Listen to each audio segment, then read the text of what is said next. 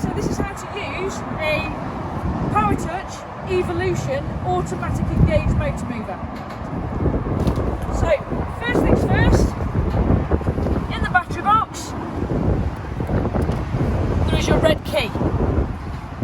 Put it into the isolation switch, turn it on, and then on your handset press 2 power buttons, and the green lights go over to the right hand side there. Now because this is automatic engage, we need to put the rollers onto the tyres. So to do that, middle button and this one showing the little green arrow onto the wheel, hold it and your green lights will start flashing, and if you watch your rollers you will see them moving. Now you mustn't touch any other button now until these green lights have stopped moving, and it will take longer than you think because it has to put pressure on both wheels, obviously.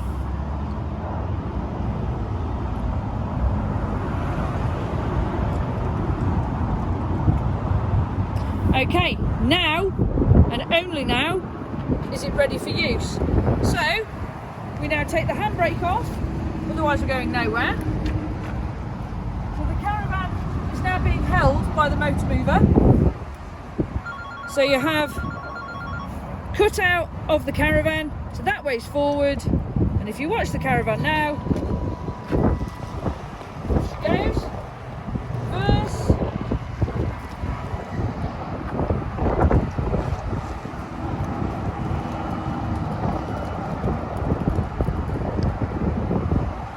once in position, the first thing to do is to put the handbrake on firmly, and then we need to take the rollers off. So reverse action, so we've got middle button and this one here, and you see the green lights start to flash, and then if you watch the rollers they start moving away from the tyre. Now it is very, very important when taking the motor mover rollers off that you allow to come off fully. The only way to know that they are off fully is to leave the handset until these green lights have stopped flashing and have gone to a constant single green light again.